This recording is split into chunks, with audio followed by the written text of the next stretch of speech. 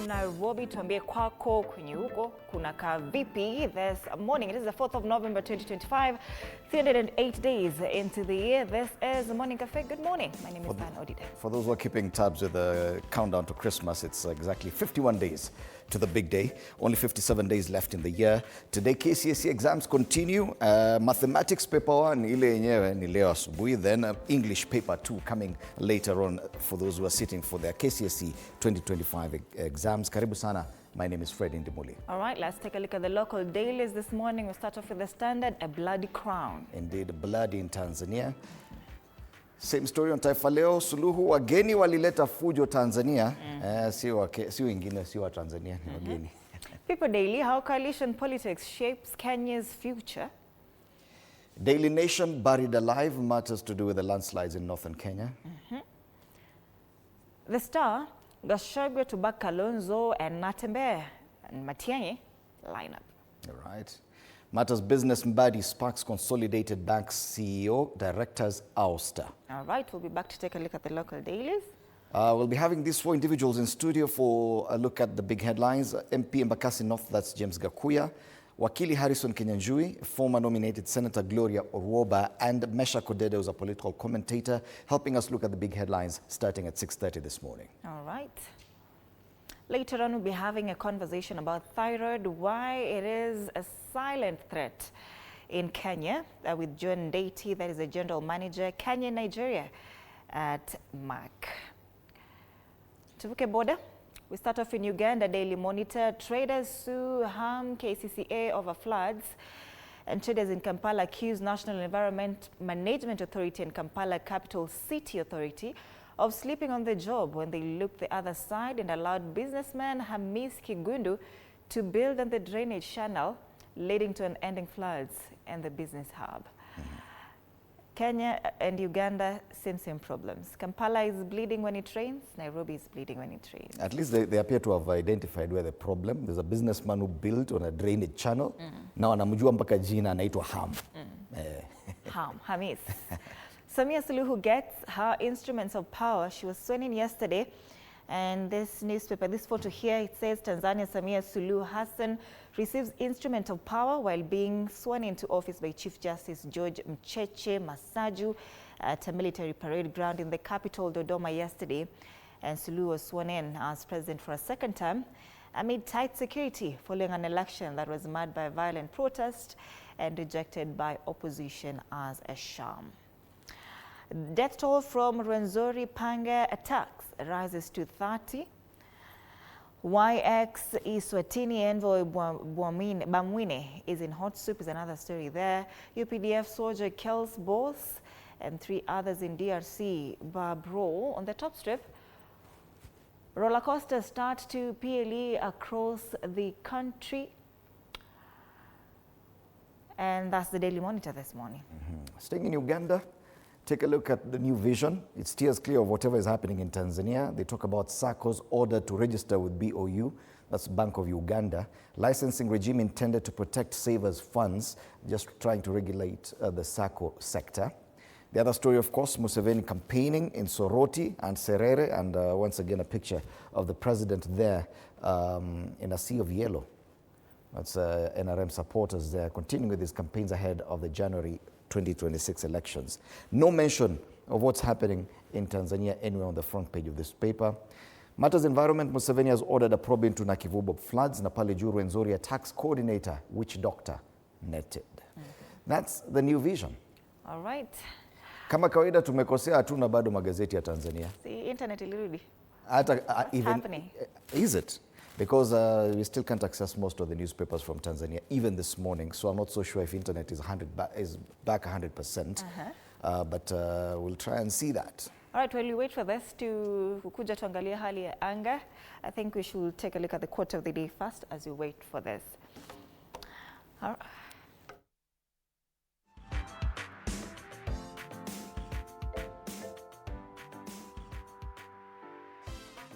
All right, probably we can just come back and start taking a look at the local dailies because, yes, that issue about Tanzania is still a big story. Yes. And it's the one on the front page of the Standard. So let's start with the Standard, a bloody crown once again. Dictator's Day. The Standard coming in hot. There's a very devastating photo here, things happening in Tanzania. And apart from Zambia's Hakainde Hichilema, who's on rise from a jail cell, and Edgar Lungu Miras, Tanzania's Tundu Lissu, most of the leaders who flocked to Dodoma for President Samia Suluhu swearing in carry the same tarnish. Among them was Kenya's Deputy President Kithure Kindiki. Hardened by last year's Gen Z protests that left scores dead, together they stood a fraternity of power, honed in silencing dissent, shielding their regimes from scrutiny, and securing victory through the shadows of disputed elections. According to a Sudanese-British philanthropist here, Mohammed Ibrahim, he says banning opposition parties, shutting the internet, and shooting at demonstrators, most of them young people, an election that excludes the opposition cannot be considered legitimate. Those were not Tanzania's protesting, walikuwa watu wa nchi nyingine, according to the president of Tanzania. This story has been covered on page 8, 9, and 10, 4 pages dedicated to what is happening in Tanzania. Tuangalie ndani. And page 8, 9, 10. I was looking at page 4. Suluhu sworn into office without cheering crowds and songs of unity. The event was conducted at restricted military grounds in Dodoma, accessible only to invited guests. Absent were ordinary Tanzanians, including the 32 million said to have voted for Suluhu in last Wednesday's election. There was more security officers and guests. Walikuwa tu ni askari jeshi kila mahali. Hao ndio walipiga kura, the 98%. In this region, a congratulatory message is never just a message, it's a signal. When leaders delay or keep their words short, they're sending a message of discomfort. That is an East African diplomat quoted here. And once again, that story, Samia blames foreigners for chaos amid regional snub. Amid bloodshed and political turmoil, President Samia took oath in a secluded Dodoma ceremony. The military-dominated inauguration reflected rising tension and fear as Tanzanians reel from post-election bloodshed. And she's quoted here, she said, "I'm saddened by the violence that hit our cities and towns, but it is not surprising because some of the youths arrested are from outside What is she Tanzania." What is she Tunajua lakini hatutasema. Anasema ni nani walienda huko, surely. Ati sio wa huko. Sio wa huko, lakini tunajua ni nani. Hapana, nafikiri watu tunaekelewa mambo mengi. Yaani we already feeling guilty now, we didn't do anything. We are rogue. Big brother amesema, okay. From Gabon to Tanzania, what election numbers say about Africa? There's another story there on page 10. On page 2, retired Air Force officer wants JSC to remove Koome over misconduct. School principal goes missing after KCSE exam malpractice. And this is it Mary Shaw? But let's just be sure about it. It's a school in Kajiado County has been thrown into controversy after its principal went missing following allegations of examination malpractice during the ongoing Kenya Certificate of Secondary Education. All right, on the back page, Alonso shaping new Real Madrid on Liverpool return. Elegant on the ball, Alonso was the brains of Liverpool's midfield between 2004 and 2009. The 15-time European champions beat Clasico rivals Barcelona last weekend. That's the Standard this morning. All right. Tuendelee tu na magazeti. Tutaangalia masuala ya anga baadaye. It's the same story on the front page of Taifa Leo. Masuala what's happening in Tanzania. Suluhu anasema wageni walileta fujo Tanzania. Marais wa EAC Afrika Mashariki jana walisusia kuapishwa kwa Suluhu, alidai vijana walioshiriki ghasia walikuwa wageni. Yaani hakuna hata rais mmoja wa Kenya hakwenda, wa Uganda hakwenda, wa Rwanda hakwenda, wa DRC pia hakuwepo. Walituma maybe manaibu wao, lakini yule wa Somalia alikuwa na wa Zambia. So anasema rais wa Tanzania Samia Suluhu jana aliwalaumu watu kutoka nje kwa kuhusika na maandamano ya kupinga kuandaliwa na matokeo ya uchaguzi, huku akitoa wito wa umoja kwa minajili ya udhabiti wa nchi. Akizungumza wakati wa kuapishwa kuhudumu muhula wa pili, Samia alisikitika vurugu zilizotokea Tanzania, akirai wananchi na umma kudumisha amani na kumakinikia ujenzi wa taifa hilo. Habari kamili kwenye ukurasa wa pili. Lakini sasa ni kama vile wanasema Watanzania hawawezi izoa vurugu. Au hawajui masuala ya fujo. And you remember just a few months before this and when Kenya was going through a bit of turmoil, they kept on saying, and even they discussed it in parliament, that musilete hizo tabia zenyu mbaya huku. Hizo ni tabia za Wakenya. So sahii akisema ni sio watu wa Tanzania, sisi tunachukulia ni sisi wanasema nini? Kidole cha lawama, anatuonyesha kidole cha lawama. Samia Suluhu Hassan pale. Kwingineko, janga la maporomoko kule Elgeyo Marakwet. Kuna picha pale chini, wakazi wa kijiji cha Kimpenda, Keio Kaskazini, kaunti ya Elgeyo Marakwet, wakiwa jana katika eneo ambapo mwanamke na mjukuu wake walifariki na mjukuu mwingine kujeruhiwa kufuatia maporomoko yaliyosababishwa na mvua kubwa iliyoshuhudiwa. This has been witnessed on both sides of the border between Kenya and Uganda, areas around Mount Elgon, Elgeyo Marakwet and such. And for 4 days now, landslides have been witnessed there, and they have been very destructive. And the death toll has risen to almost 30 on the Kenyan side so far. Vidokezo zaidi kwenye ukurasa wa mbele wa gazeti hili la Taifa Leo. Pale juu anasema upinzani wa hapa kutoa viti vya chaguzi ndogo. Viongozi hao walisisitiza wataibuka na mgombeaji mmoja wa urais. Kuna picha pale ambao ni viongozi wa upinzani, Rigathi Gachagua, Kalonzo Musyoka na Eugene Wamalwa pamoja na wengineo. Masuala ya spoti, Ken apiga hesabu ya kuyoyomea Barcelona, na kuna habari mingi zaidi za michezo ndani ya gazeti hili la Taifa Leo. Let's take a look at the People Daily. How coalition politics shapes Kenya's future destiny, and examining how shifting political alliances are redefining power and policy in Kenya. This is in page 4. Nasema hata ukiwa rais, you cannot do it alone. Lazima ufanye ka handshake pale ka broad-based government so that you can at least do something with your government. I think for pre-election, I think there's a complication in the provisions in our constitution. Only mambo ya 50% plus one. It means that very few people can actually get to that. And chances of anyone getting 50% plus one without forming a coalition, almost impossible. Because previously, ilikuwa too simple majority. Anyone can, okay, fine, itakuwa first past the post, but 50% plus one, not so easy. Coalitions are very necessary. So how coalition politics shapes Kenya's future is a story on page 4. Gen Z and the end of business as usual for the ruling class. That story is on page 5. On the top strip, Kenya 2027, a nation on the age of change. Tuangalie kidogo wanaongelea nini. Anasema shifting suns as Uhuru revamps Jubilee ahead of 2027 election rumble. And entry of former Interior Secretary Fred Matiang'i in presidential race adds a new layer of confusion as political party leaders engage. A nation on the age of change because of Matiang'i. This story is on page 7. Lakini Oburu Oginga alisema Matiang'i has no weight. Let's see. Right. That story about the landslides in Elgeyo Marakwet features prominently on the front page of the Daily Nation this morning. Buried alive, and is a sad state of affairs. They say the death toll has so far risen to 30 as the state reveals 14 learners among the victims. 14 learners, that means they were in school. Disaster for residents of some villages in hilly Elgeyo Marakwet County. The events of the last 4 days are straight out of a horror movie.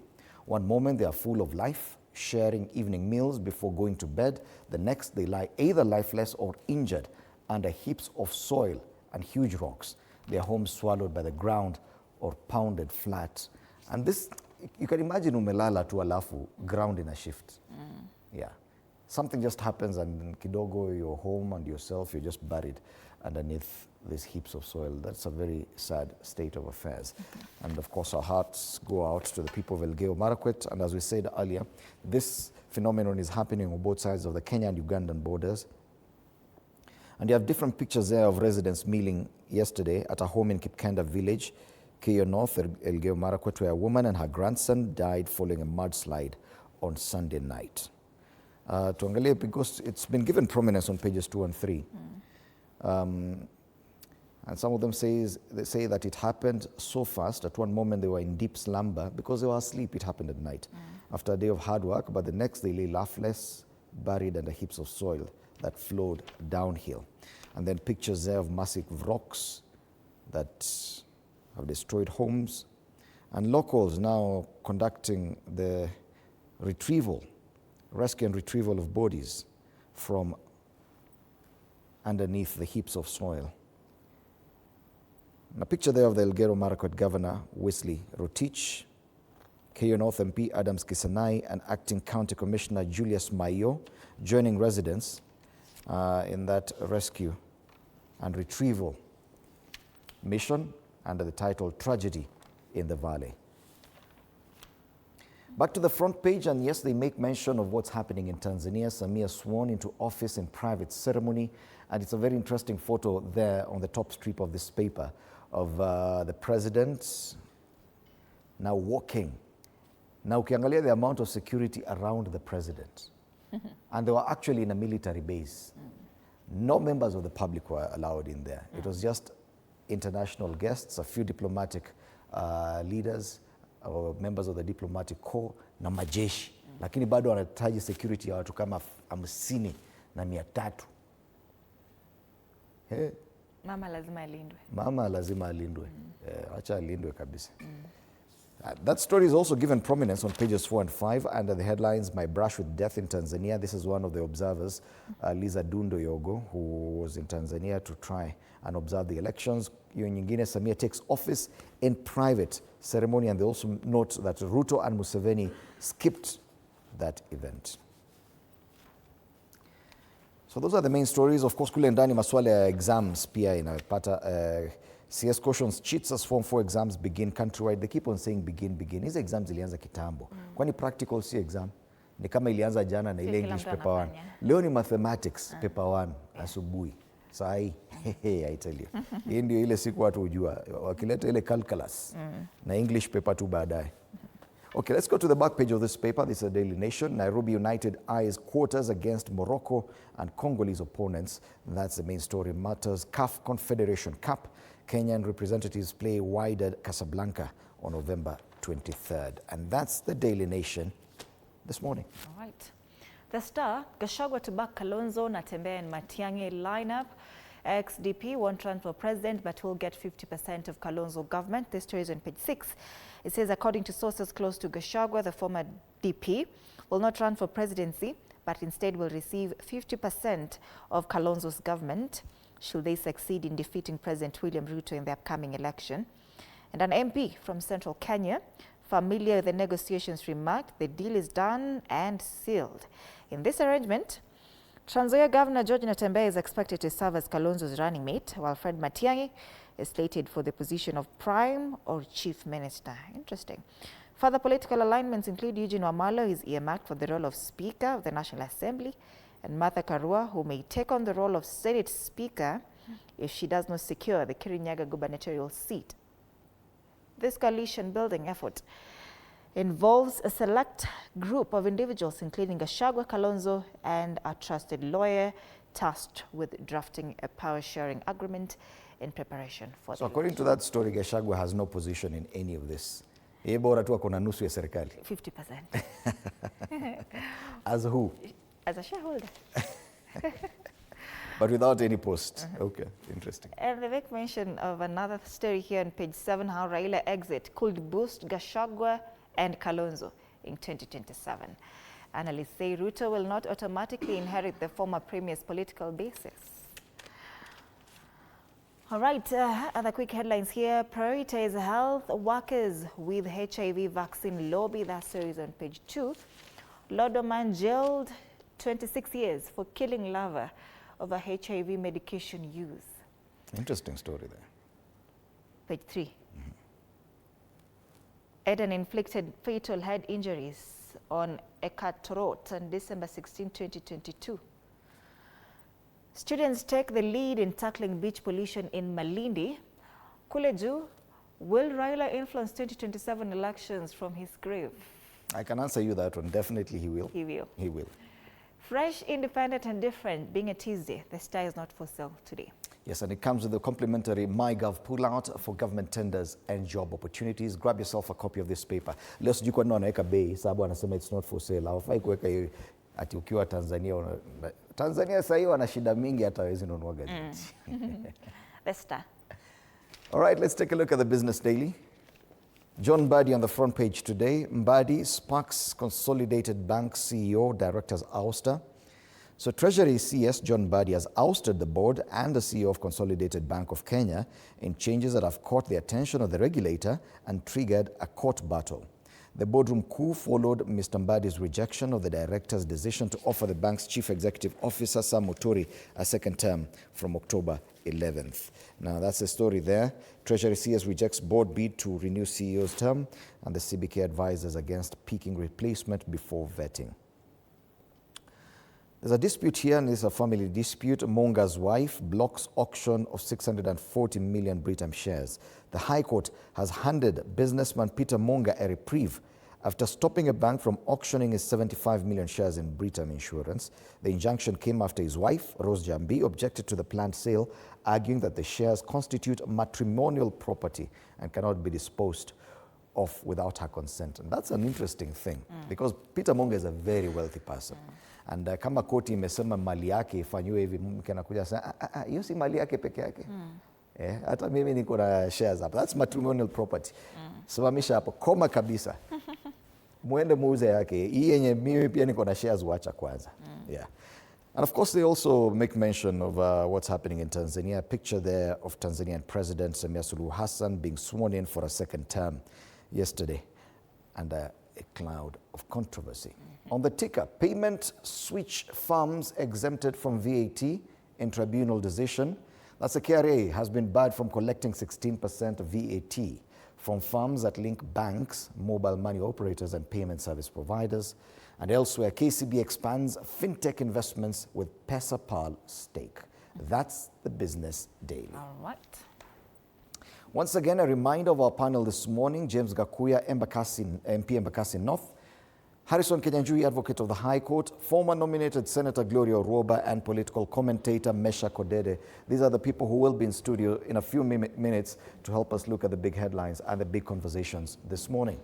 All right, the silent threat of thyroid disorders in Kenya will be a conversation that I will be having later on with John Deity, the General Manager, Kenya, Nigeria at MEC. Tuangalie caricature. Wanazungumzia nini kwenye caricature leo? The cartoon on the Star. Maandamano flu in East Africa. Kenya ikisneeze hivi hata neighbor anapata. Lakini ni kama Uganda walishindwa kupata. Wanatumiwa huko. 2026. Wamejaribu. You remember immediately after the Gen Z protests in Kenya. Yeah. Then the young Ugandans planned to go and protest outside parliament. Waliambiana tuamke, kufika hapo walikuwa watu watatu. Lakini Tanzania wamejaribu. Hapo ni kama wao walipata hiyo homa proper. Yeah. That's the Star. There's a cartoon on the Daily Nation. Which way? ODM, UDA. Ni kama wanatumia him as a compass, si ndio? Mbona wameweka kama jogoo hapa? Kama KANU. That's the interim party leader of ODM. Yes. Oburu Oginga. Na ni kama hapa kuna maswali, upande mmoja kuna ule chairperson wa ODM, upande wa pili kuna Rais William Ruto, kuna ule jamaa Sifuna ule anasema mimi ndio katibu mkuu wa chama cha ODM. Lakini je, wataenda broad based? Wataenda UDA, ODM? Mwaka 2027 what will happen? This is a guy to say. Na amekuwa akiongea of late. Na akasema for now, lakini hadi 2027 wako broad based. Very interesting. The Standard. Kenyans walienda marathon na wakakimbia hadi na hiyo marathon. Wakaenda nayo. Wakatoka na hiyo on. Podium finish for both the men's and women's marathon at the New York Marathon. Walikimbia kama swala. Wakachukua hiyo on na wakaenda nayo. They didn't even leave a chance to the rest of the marathoners there. The cartoon of the People Daily inasumbua kidogo. I don't know if we have it, you can put it on the screen. Lakini kama hauna, tunaweza angazia maswala ya ODM bado. Deputy President on nothing. All right. I think it's a good time to take a look at the weather situation across the country. We start off in Mombasa. It's 24 degrees this morning. Feels like 27. It's a mostly sunny day. Highs of 29 in Mombasa, and precipitation today 0.1 millimeters. Very warm day in Mombasa there. Let's go to the Lake Victoria region. Kisumu is our stop, 18 degrees this morning. It is a cloudy day in Kisumu, highs of 28 degrees. A bit of precipitation expected in Kisumu, 0.1, more or less the same as we've seen in Mombasa, and this will continue into the weekend. Highs of 28 degrees across Kisumu. Deep in the Rift Valley, Nakuru. 12 degrees, mostly sunny day as well in Nakuru, highs of 24 degrees. Precipitation here, 3.0 millimeters, that's the highest so far. Twende Nyeri. The Mount Kenya region in Nyeri, 14 degrees in Nyeri, which is a bit warmer than Nakuru is. It's a cloudy day, a bit of precipitation expected here at 2.2 millimeters, a bit lower than what we see in Nakuru. Highs of 23 degrees, and this will continue for the rest of the week as well. In Garissa, it's 25 degrees, feels like 27. It's a cloudy day. Highs of 36. Where? Precipitation, nothing. Yeah, where is it? 36, where is it, pata kitu? And this is the weather. The whole Saturday too, itashuka to 33. Yes. Finally, in Nairobi, it is a cloudy day as well here. Currently 16 degrees. Promises to get warmer. Highs of 26 degrees in Nairobi. A bit of precipitation this morning, 1.1 millimeters. And this, you can actually see that the warmth has returned. We've been seeing about 23, 24 highs, but for the rest of the week, it's going to be high, but at the weekend, it drops again. Ikifika next week, we expect more precipitation in Nairobi and lower temperatures. 28 minutes past 6 a.m. And I think this is the best time to take a look at the traffic situation. Almost at half past the hour. Yes, not so bad, but you can see, yes, way. I think this is the best time to take a look at traffic. Thika Road, kuna shida. Pale, Pangani Interchange, you can see this long stretch of red, which moves as far back as the KCA University. That entire stretch, the Utali Drift, Pale Survey, Mathare Mental Hospital, is chock-a-block. And once umefika pale Pangani Interchange, wale watu wanatoka Kiambu Road ama Thika Road watakaa hapo kwa muda leo asubuhi. Lakini hiyo ni kawaida. Further up Thika Road, there's a bit of a stretch between Garden City Mall and Allsops, but that's yellow, not so bad, meaning it's moving. But if you go further up, between Githurai and Kasarani, another stretch of yellow, and momentarily it had turned red, but it means that there's heavy traffic, but it's moving. Further up, not so bad from Ruiru coming down. The other major tributary is Outer Ring Road, which is not so bad this morning. A bit of traffic there at around Feather and Tasia heading towards Donholm. Utali, Utawala, the Eastern Bypass. There's a long stretch of yellow there just before you get to that interchange, and that's between the KQ headquarters and that interchange at what was called Taj Mall before this. More traffic at that interchange at Cabanas, but once you get to Mombasa Road, it's smooth all the way into town, both up na pale chini. Ground floor na first floor sio mbaya. I can see Kangundo Road is also getting busy, yes, around Mama Lucy Kibaki Hospital. On this side, heading towards Outer Ring Road, it's a long stretch of red. Pale ukiingia town after you use Jogoo Road, Haile Selassie Avenue, karibu Railways bus station and Railways roundabout, Marikiti area getting busy this morning. The other roads on this other side of town, they're all green. Ni kama watu wako hawamkangi hata ikifika 6:30. I thought probably wanaamka late. Ni kama work from home even at 6:30 morning. That's a traffic situation. Exactly half past the hour, and we see meamka pia. Nicholas Kia anasema Limuru tuned in. Watenya Paul watching live, asante sana. Daktari Yusuf anasema watching live. Kim Ivan Nana watching from Uganda. Kalama Zaka anasema good morning Kitale Tulwet, niko ndani na wakilisha. Thank you so much. Keep interacting with us on our socials, TV47 Kenya on Facebook and on YouTube, on X. At TV47 Digital, my handle on X is at @Ann_Dida. The hashtag is Morning Cafe TV47. My handle on X is at Freddy Ndimuli. See you after the break.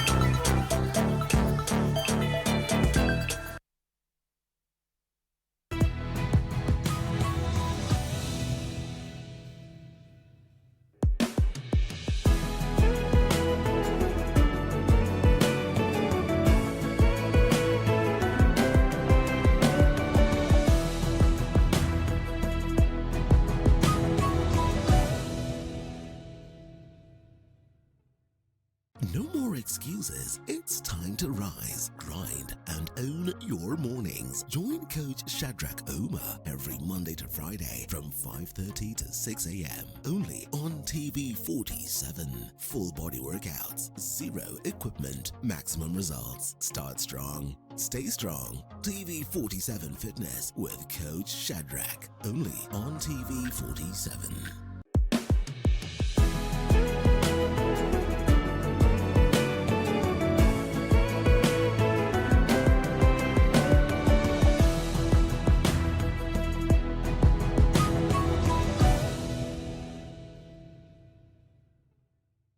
Looking for the perfect way to kick off your weekend? Pole. Hiyo ni salamu ya Mluya kabisa. Tune in to Friday with Betty, the most exciting show on TV. Betty, one tear guy. Betty, I don't know where this guy's going. From the latest news and trends to unforgettable moments. Wewe ni simple. Friday with Betty is your go-to show for a fabulous Friday night. Theological, meteorologist. What is that word, Willis? Tune in this and every Friday at 9 p.m. and let's make your Fridays unforgettable. Only on TV 47.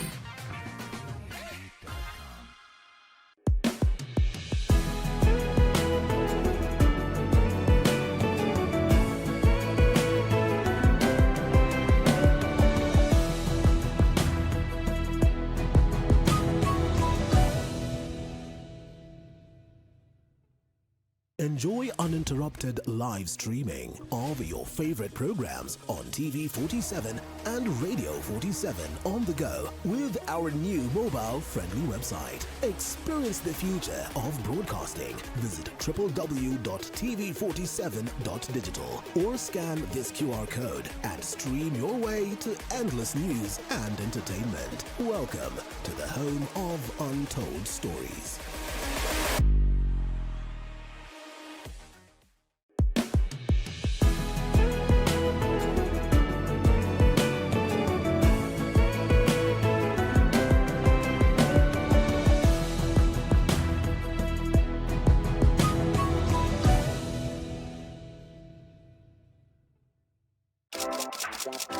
This is Kenya's #1 talk show, Dr. Frederick. My name is the Eagle himself. Dr. Frederick is my name. We are flipping the script, but guess what? Or should I say, guess who is taking over tonight's show? Ani wewe furahia umekaa na kasipuni.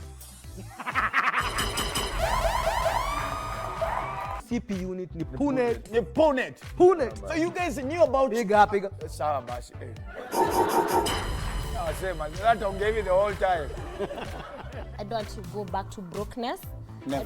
I just love the high life. Siwezi taka kuimagine ati nimesota. You have to watch to find out. Tune in every Wednesday from 7:30 p.m.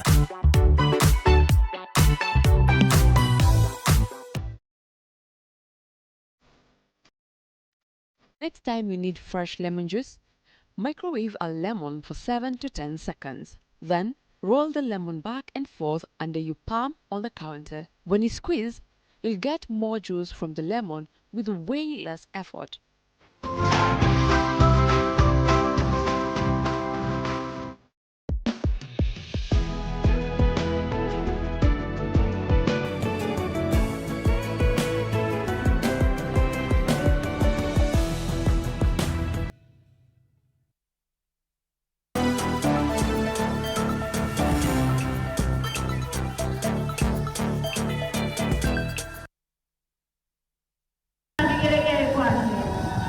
Four days after Tanzanians cast their votes, President Samia Suluhu Hassan took the oath of office on Monday, officially beginning her first full term as the 6th President of the United Republic of Tanzania.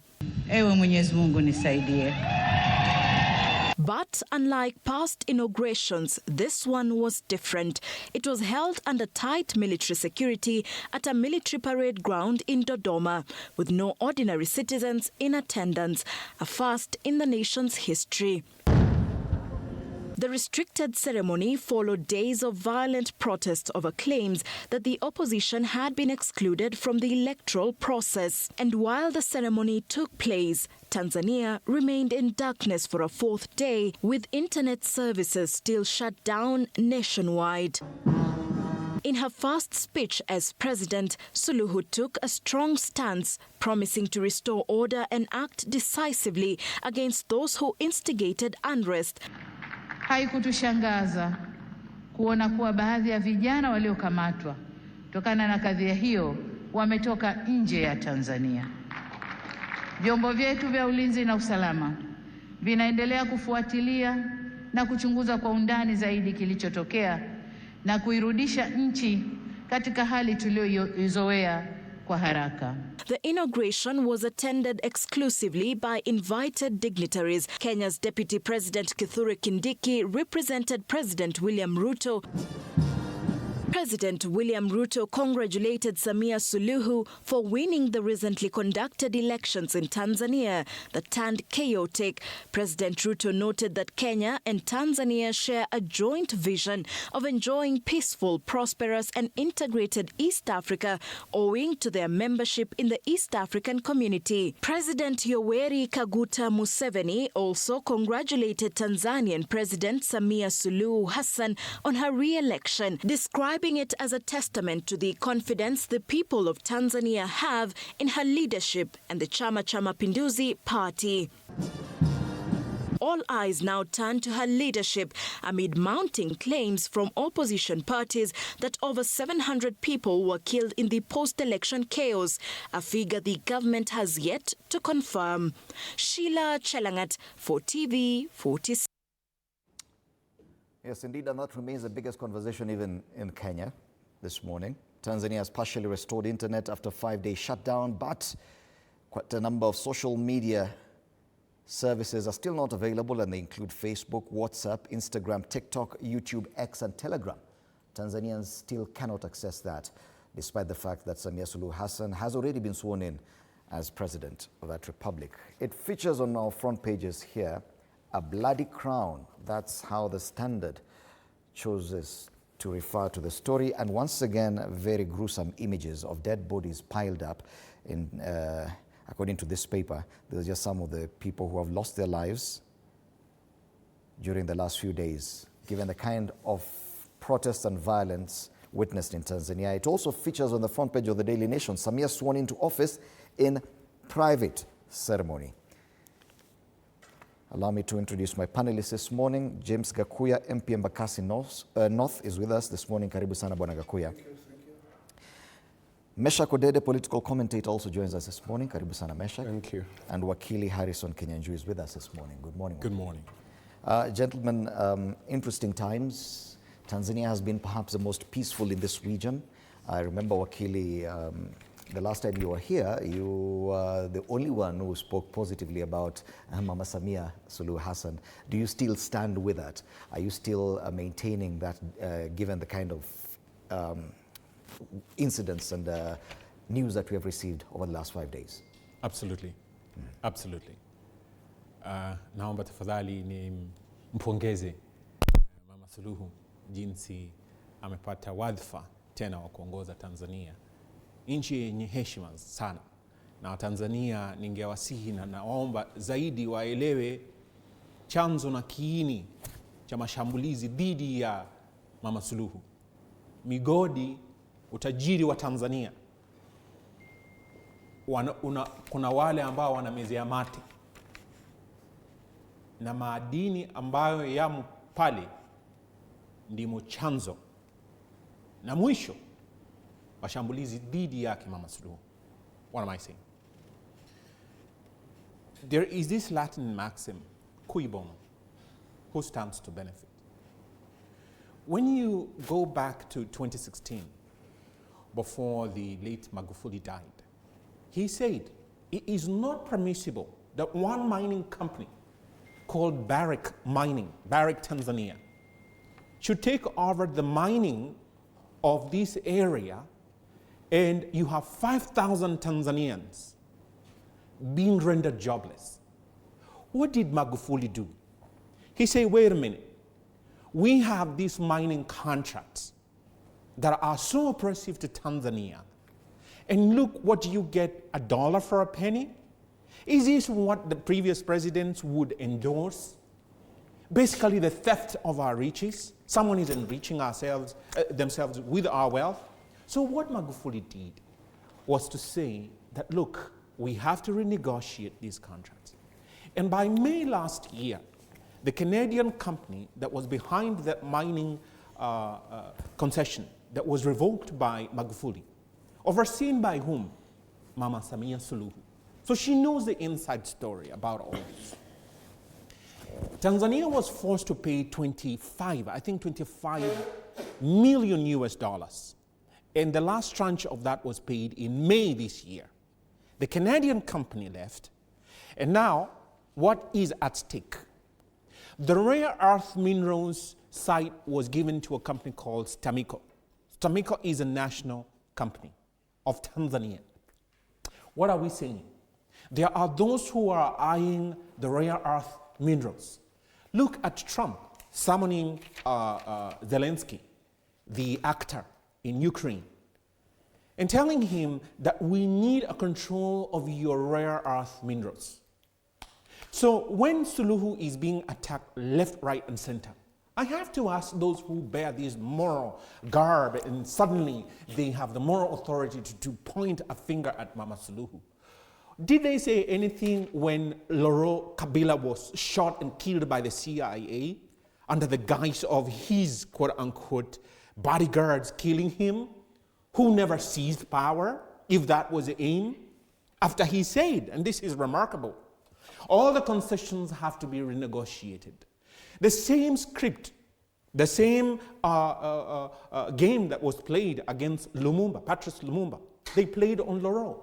These moralists have not pointed a finger at Ivory Coast, Alassane Ouattara. 25th of October, he was re-elected. But look at what they did at Bagbo. They sidelined him, accused him of international crime, and therefore he was ineligible, quote unquote. Look at what happened in Zambia. These moralists are saying absolutely nothing.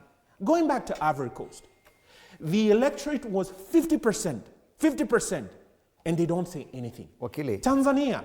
Are we moralizing when we question the kind of bloodshed that we're witnessing in Tanzania? That more than 1,000 people are said to have died. Let's make a distinction. The president was elected with a 98% approval. Is that possible? Are we moralizing when we question those things? No. Let's take the distinction. Let's make the distinction. Absolutely no death is justifiable. Not even one. Not even one. But they who are behind this sort of, violence, they will stop at nothing. To them, collateral damage means nothing. And I use that very circumspectly. Collateral damage to them. So I'm sounding a warning to Mama Suluhu. It's not going to be easy for you. It will be orchestrated left and right and center that you should negotiate. Get together with they who never got on the ballot. Let's go back and ask, why did Tundu Lissu sign that electoral code of conduct? Why was he himself, by his own choice, eliminated from the electorate? Why were there 16 contestants legitimate? So we have to ask ourselves, these external forces, are they behind this backing of the protest? To me, yeah. To me, the cui bono thing, they still stand to manipulate the environment, like they've done. Okay. Look at what happened with the re-election of Biya in Cameroon. What are the moralists? They're not saying anything. All right. Wakili, thank you for that. But Mesha Kodede, this is the same, if you listen to Wakili, it's the same thing that happened in Kenya, that when there were protests by younger Kenyans last year, the administration came out and blamed everyone else apart from themselves, and they even blamed Russia at some point. They blamed the Ford Foundation and everyone else outside Kenya's borders. Same thing that Mama Suluhu Hassan is blaming now, saying that yes, even the protesters came from outside these borders. Do you agree that with Wakili's thinking on this, that yes, it's bigger than Tanzanian politics? There is just one part that I agree with Wakili 100%. The fact that African nations still just talk about democracy as the best thing that has ever happened to the world but that democracy sometimes don't fit where Africa is and what Africa really needs. For that, I agree, because not all our elections across the African nations are actually executed. Unfortunately, let me cut you short. We do have an audio issue that we're trying to sort out. Let's move to Bondo before we come back to you. Do you believe that, yes, all these things could be manipulated by forces beyond Africa? But the question still stands. There's so many deaths in Tanzania. Is it even possible for a candidate to get 98% of the vote? Is it possible for one party to get 270 MPs out of a total of 272? Do you get the kind of thinking that, yes, this is manipulation that's beyond Africa, beyond our borders? Thank you, Demori. Allow me to salute viewers wherever they are watching this morning show from. And coming to the topic on matter to do with the last concluded Tanzania elections, I cannot place any justification to support one Suluhu, the current president of Japan, who was sworn in yesterday. It is in the record that Suluhu has shown a face of dictatorial as the campaign trail was going on. Remember, she crossed Kenya, she crossed and denied Kenyans a chance to even go to, we had a lawyer like one Mother Karwa and her team, who at one time went to try to represent one opposition candidate who was behind the bars. Remember, Suluhu made sure that strong opposition leader should not, his party is not even going to participate in an election. And what does that mean? That means the roots of democracy were totally curtailed. And what we have seen with the three East African countries is that it's like three of them have sat and has just made a decision that they will rule East Africa on a dictatorial regime, on a dictatorial flag. And this is what we are witnessing. You can't imagine that one Suluhu is not caring how many deaths has occurred due to these particular sham elections. Yesterday, she's in record stating that those who participated in demos were outsiders. Remember, these were not military officers. These are public. How do you, can you tell us people crisscross from Uganda or from the borders of Kenya to Tanzania? What incident do we have in Tanzania? You should put everything on the table and tell us how many Kenyans did you found in that demonstrations? How many Ugandans did you found in those demonstrations so that you can call the demonstrators outsiders? It is totally wrong. And this is total rubbish. And we cannot become greedy of power in this kind of manner, that you don't even care the rights of people. You are totally inhuman. People can die in thousands, and you don't care because you want to cling to power. This is totally wrong, and I can tell you it's a very bad lesson that actually we are running in this East African country. If we are going to arouse this kind of dictatorship, that you can be able to rule through military, it is wrong. It is totally wrong. You are giving us sham results of 98%. How on earth? It is totally wrong, and I would say, as much as Wakili would like to support that, they were outside influencers. I don't see them. We have experienced many elections in Tanzania, and none of them has ever been brought to the crowd through outside influences. If there is any country which has been peace, it's Tanzania. And even though they can be having their own internal small affairs, they should not bring this kind of outcome that we have seen. This is totally dictatorial. And we have been watching what has been happening in Tanzania. This particular lady, one Suluhu, wanted to be like she is electing her own. And let me tell you, she made sure nobody who has a say in this particular race is going to see the light of the day. It is totally wrong, and this is clear dictatorial regime. And if this country is, if East Africa is going to borrow that element of democracy, we should have the clear democratic space, not a piecemeal, because this is not a piecemeal. And I don't think this is the right way to go. If you don't care about thousands of people dead, and what you are just caring is to be sworn in, this is totally wrong. And I don't think that you need to rule by the bullet. All right. Meshach, I think now we have sorted the issue. Continue with your sentiments.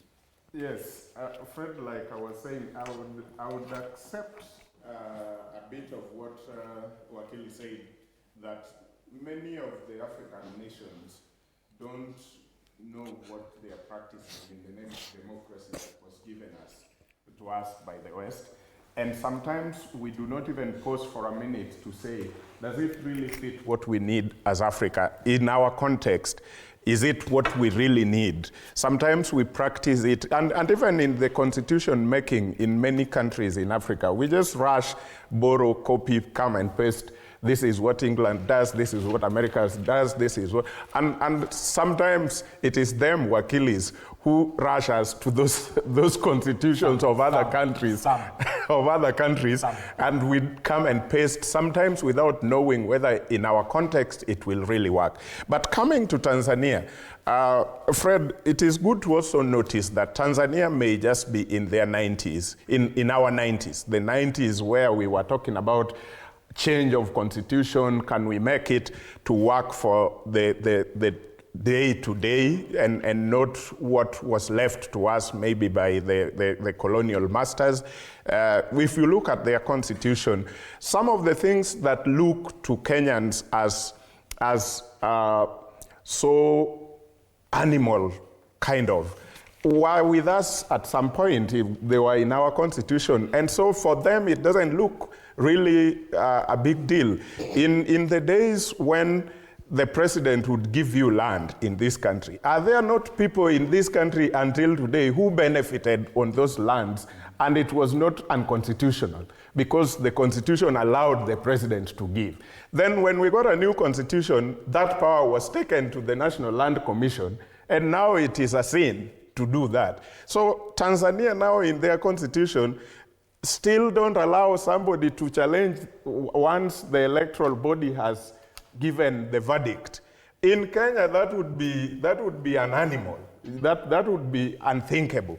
So some of the things that are happening, according to me and what I see, Tanzania would still be going through our 90s. Mm-hmm. The citizen of Tanzania need to rise up and see whether they need to change some of those constitutional areas in their constitution that can give them what, maybe they want to be like other countries like Kenya in the neighboring country, but they don't want to change things that Kenya changed so that Kenyans can be the way we are. Right. So probably up to now, the citizen of Tanzania also needed to convince us that they really, really did not want President Suluhu and even the CCM as a party.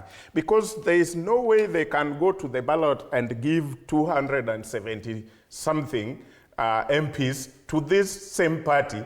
They are on the road saying they do not want. Does a 98% approval for the presidential vote, 98% is way too much, just like we saw Rwanda having 99% and now Tanzania having 98% and a few other countries having 80-something. Because to me, 98, 99 means you are so loved. You are just so loved beyond there will be what no need people for protests. Yeah. No one said anything about Rwanda. Now the puzzle is, at the MPs we see, CCM have got way bigger number. If the people on the road did not vote those members of parliament in the CCM, then this whole vote is a different thing. It was not done in Tanzania. But can we prove it was not done in Tanzania? That is a bit a different thing. There are other few things that makes people, and Wakili may not agree with this. If Tanzania has casted 31 million votes or more, but 31 million is what has been given to us as the votes casted. and the manner in which this vote has been casted and the days it has taken, then it's a challenge on us as Kenyans. If that was really something, and Tanzania still does a lot of things manually, including identification and all that, then Kenyans, we need to change something, if that was the truth. Because there is no way 14 million votes in 2022 takes us 7, 8 or more days before we even collate and get the right figures, when Tanzania can do 31 within a day or two. Either we need to change something or Tanzania need to change something. Wakili, we will find out. Before I introduce the other panelists, Wakili, we seem, and everyone, according to you, seem to be blaming everyone else apart from Samia, with regard to what is happening in Tanzania. Not exactly. From what we've heard from you, the president herself blames foreigners, and she said that the people who protested came from outside Tanzania. Yeah. Yet the deaths are there and they're reported and they're here on the front page and they happened under her watch. Is there any justification? And we go back to that because you're talking about the process. Yes, we do agree there could be a larger conspiracy by other bigger business institutions and global powers, but the reality on the ground is that more than 1,000 people have died. I don't deny that. And I didn't deny. And I think it's good to clarify. I didn't deny that at all. What I said was, they who are behind this sort of scheme have absolutely no qualms doing what you call murder. To them, it's collateral damage. They will do anything. They burnt this country in 2007. And then we have this cloak of democracy, like my good friend has said. You hear people talking about democracy, and that is supposed to be the keynote word for them. And you don't look at the end game. The end game is what? There are certain people who want the rare earth minerals in Tanzania, and they'll do anything. You have good examples, Gaddafi. That's what they did to him, because they needed to take over Libya. Since Gaddafi was killed, did you hear anything from the African Union? Zero. When the hundreds of thousands, the millions, the hundreds of thousands to the million, were killed in the Rwanda genocide, what did you hear of the African Union? In fact, at that time, the Secretary General of the United Nations was one Kofi Annan, the deceased. Did he do anything? He took absolutely no step, and he allowed the murder to go on. Why? Because they needed to reconstruct Rwanda in the ashes of that so-called New World Order paradigm. And this is what is happening. That's what I'm saying.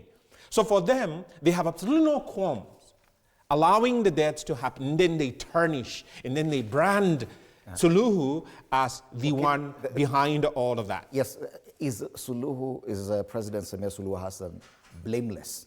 In the events that we've seen the last 5-6 days, is she blameless? Let me interpose. As president of that country. Let me interpose that and ask. If you go back to Kibaki, was Kibaki blameless? Was Kibaki the orchestrator of the post-election violence? The same script that played in Kenya in 2007 is what is playing out in Tanzania. And this is why I say, Samia Suluhu has absolutely no smooth ride.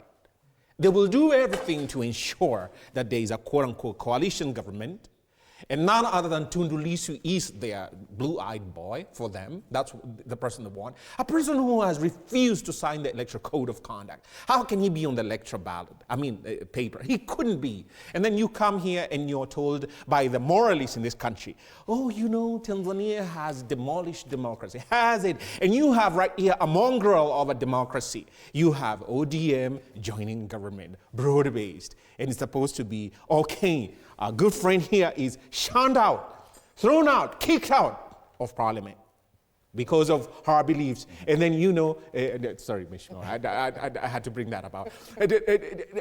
Is that what you call democracy? Right. So here we're blaming, we're pointing Suluhu, but it's larger than what we think. And the Kenyans need to wake up who are out there, you know, who are bashing Samia Suluhu. You need to familiarize yourself, and I say with tremendous respect, with the dynamics of the international world order and they who want to control resources.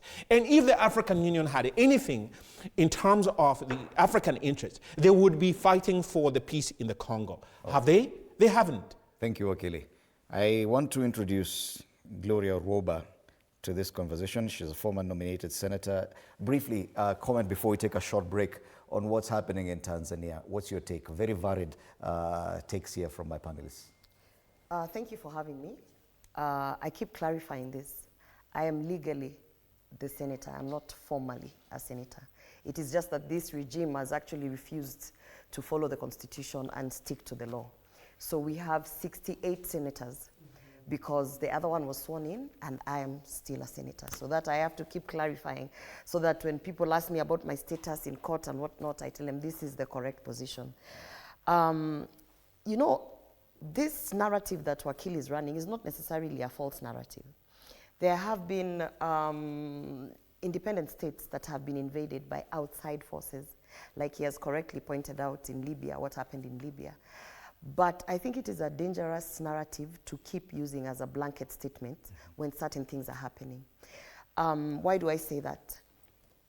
In Tanzania, there's so much more than just saying outsiders have come in and they want minerals and so they are trying to disrupt the peace that we have.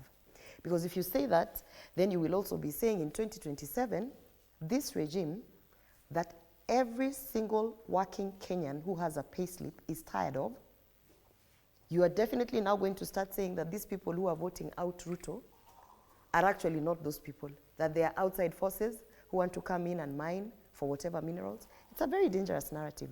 You have to listen to the people of Tanzania for you to be able to weigh, is this really an external force? And when you listen to those people, they have very many pressing issues that they are able to articulate. And that's why in so many of those polling stations, they didn't come out to vote. If this thing was as black and white as Wakili wants to put it, why was the internet shut off? If it's black and white, as it happened in Libya, we saw everything unfold in Libya. No internet was shut off, the media was running. Why was the internet shut off? Why was the whole country in a blackout in a way that us as outsiders, you know, we are not stupid. We can be able to see that, hey, listen, these are outside forces, because we would have seen, for instance, during the inauguration, during the swearing-in ceremony, we would have seen, even if not 32 million Tanzanians celebrating, we should have seen at least 1 million.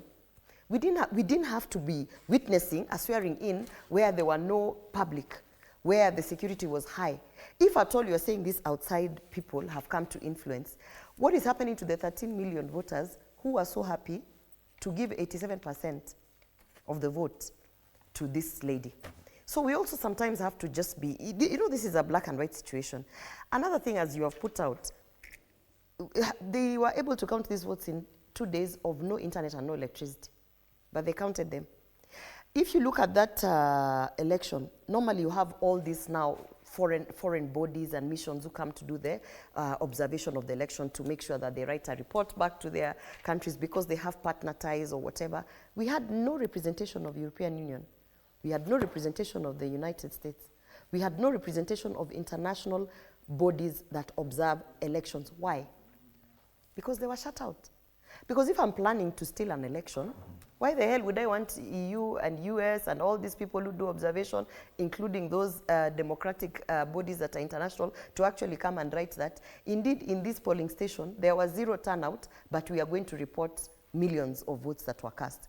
So it is no secret. For me, I think it's very simple. Samia was actually not elected. She inherited that seat out because, you know, there was a death, and she happened to be the deputy.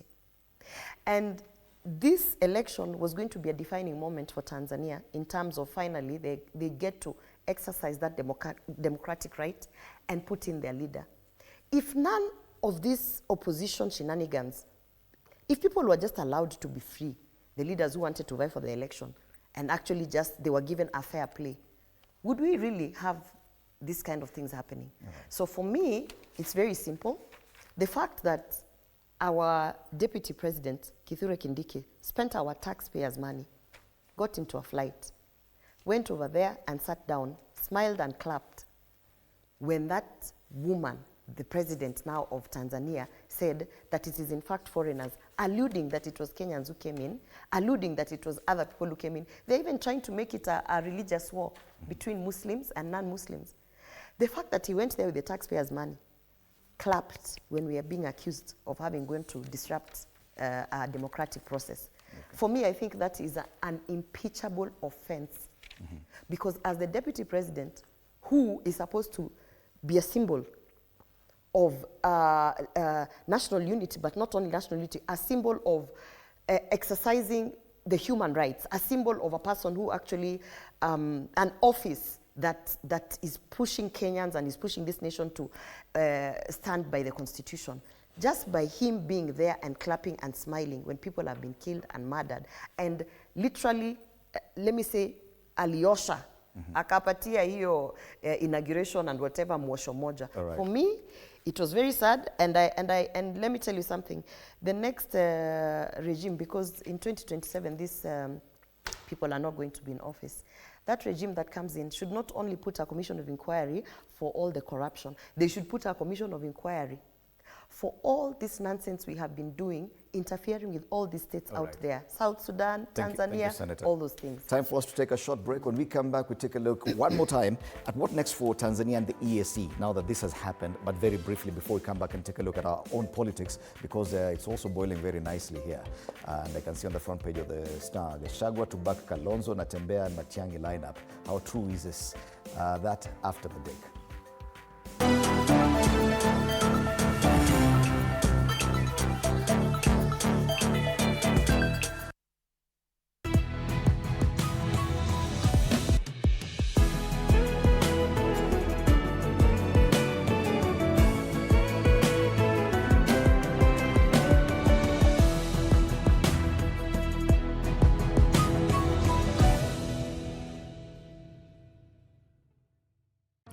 Excuses. It's time to rise, grind, and own your mornings. Join Coach Shadrach Ouma every Monday to Friday from 5:30 to 6 a.m. only on TV 47. Full body workouts, zero equipment, maximum results. Start strong, stay strong. TV 47 Fitness with Coach Shadrach only on TV 47.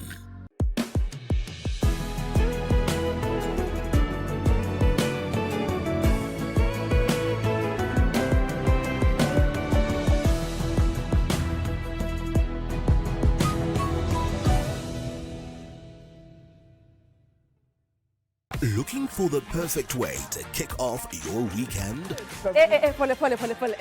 Hiyo ni salamu ya Mluya kabisa. Tune in to Friday with Betty, the most exciting show on TV. Betty, one tiaga. Betty, I didn't know where this guy's going. From the latest news and trends to unforgettable moments.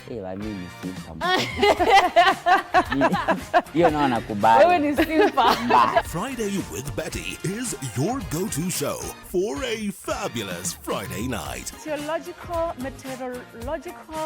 meteorologist, what is that word, Willis? Tune in this and every Friday at 9 p.m. and let's make your Fridays unforgettable.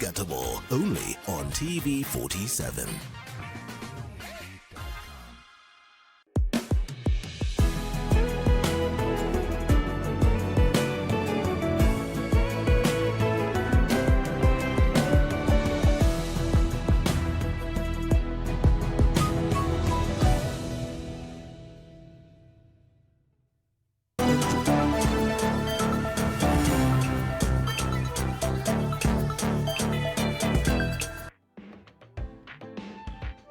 All right, we continue looking at the big headlines here on State of the Nation, TV 47. My name is Fred Indimuli, and of course the big discussion across most of our dailies is what is happening in Tanzania and a bit of politics in Kenya. And we wanted to wrap up with a conversation about what's happening in Tanzania and just looking at what happens going forward, the future of the EAC, the future of Tanzania itself, the clamor for reforms and electoral as well as constitutional reforms in Tanzania, given the fact that now CCM has total control of parliament, 270 members out of a possible 270. And even that is questionable. Now, Wanagakuya, what does that do? Because in as far as multi-party democracy is concerned, Tanzania's history more or less mirrors Kenya's. They were only delayed in adjusting a few things, especially their constitution. The biggest clamor just before this constitution, and Tundu Lissu's party Chadema insisted that no reforms, no elections. But now going forward, is it possible that that conversation can even happen in such a scenario where the ruling party has total control of parliament? Dimoni note that the control of leadership is mainly by the control of numbers in the legislature. Because any single policy that any country would like to bring up must require a threshold of numbers, probably to that. But note that the results that we have garnered from the last concluded election in Tanzania gave almost 100% of one party win. And therefore it tells that it will be a one-man show going forward. And anybody who might even try to bring any amendment on the floor from maybe the few number of opposition candidates that were elected cannot see the light of the day, because the tyranny of numbers is under control under one umbrella of CCM. In this case, it tells you, in terms of constitutional comfort, one Suluhu will enjoy throughout her term without any interview, because it is the serious interference and the serious changes comes from the House, and this is now under one control. Number two reason, she does not care about the mass. She cares about her protection. I also did imagine that, in fact, the military was also compromised. And when the military is compromised, nothing much you can do, because when the military is now in the bed with the ruling, it tells you there is nothing much you can do, because the rest can be butchered and nobody care. And therefore, going forward, I do not see anything, any serious changes coming, any constitutional change, or any new policies that Suluhu does not want to be on the table. Because she will control the House, and once she controls the House, she controls everything.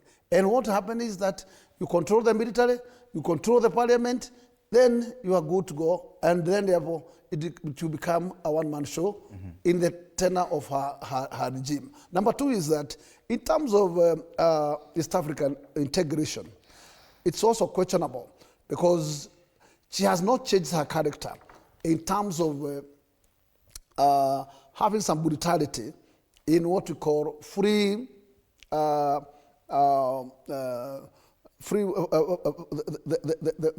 entering in and out of East African countries. We have seen her very deceitful, and especially when the activists were trying to enter to that country, they faced very, very terrible brutality. This tells you she don't care, she don't matter what you does there. And this tells me that, in fact, as much as the East African Parliament is based in Arusha, she does not respect it. Right. And going forward, I don't even, yes, because probably there is a rapport between her, Museveni, and Ruto. But I don't see that close relationship of Kenya enjoying fruits from Tanzania. Yes, definitely what has happened in the past few days has probably increased the level of strain between these two nations. That statement by Samia Suluhu Hassan yesterday, that those who led the protests came from beyond borders. And I don't know why, but Kenyans felt like that finger was being pointed directly at us. That says something. Do you think that our relationship going forward will need some more tending to? I think we're just being guilty with those statements, because when Suluhu says whatever she says, and then Kenyans are jumping to say she previously said that the tabia mbaya ni wa Kenya, sio wa Tanzania. Previously. Yes. So why must we say what she said previously is the same thing she says now? Maybe it is because previously we've seen Kenyans getting into their business. Maybe that is why we also feel guilty, because now anything she says sounds familiar to us, because we also know. During the time we had some of the Kenyan high-profile figures there, I think I was in this same studio, and I asked, when Riek Machar in South Sudan was under house arrest, I didn't see those same figures going to South Sudan to even protest or do anything or even look at that case. It is only Raila Odinga who left this country and went there and was not able to even see Riek Machar and was sent to Uganda actually to meet Museveni and discuss this issue of Riek. But we didn't see those lawyers and human rights activists. When they went to Tanzania, they sang the hero's song in Tanzania when they were being deported and saying how Tanzania ni Jumuiya and they must fight for Jumuiya. And I was wondering, is South Sudan not part of Jumuiya? And is Riek Machar not one of our own? And nobody dares to go there. We've seen things happening in Rwanda and a few. So when Suluhu says the things she's saying now, we also feel it is connected to some of the things we've seen. But going forward, I think we're still going to remain in this context for a long time because Kenya is kind of playing big brother in the region. And for whatever reason, they know why they're playing that. So we are still going to see many of these even in other nations, including Uganda. Right now, we have Kenyans who were taken and we don't know where they are, and it is just in Uganda. And Uganda will be approaching their election very soon. So probably we are going to see this agitation even in Uganda and other countries within the region. The only place I don't hear Kenyans interested a lot in is Burundi. But maybe Kenyans are also playing the Western type of big brother thing, where Burundi, where they think there's nothing for them, nobody cares, nobody wants to save Burundi. But we actually can't sleep before we save Tanzania. There is no sleep for us if we don't save Uganda or people like that. So we are still going to have this, but it challenges a lot of what is going on in the East Africa Community Parliament. We actually, at this point in time, we would have wanted to know what kind of integration have they actually brought that we can say, okay, these parliamentarians have actually come up with this and it has cured issues like this. It has been there for long, just like Wakili Harrison said, it is the type of ECOWAS, the type of AU, they are always there, but the result is always minimal or nothing. The hope of a regional integration, a proper East African community, common currency, common government and all these things, do you think that that's a mirage because of the level of democracy or the level of constitutional progress of these different nations? Now Tanzania appears to have gone back to more or less a one-party state. Do you think this hope that we are going to be at the same level and discussing the same things, political or otherwise, is it still possible? Mirage? Maybe worse than a mirage. It won't happen. How do I say that? You see, the forces behind the East African integration are so paradoxical in their intent. And what do I mean?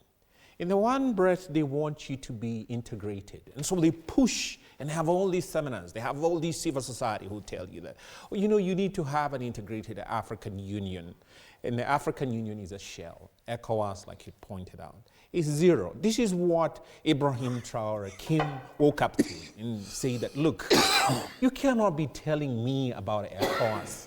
And our resources are being stolen by France. Actually, we are propping the financial structures of France, and they're coming to enslave us. So he said that, look, we will take the matters into our own hands, and we all know what has happened to his country. It is on the trajectory of progression, and I applaud him.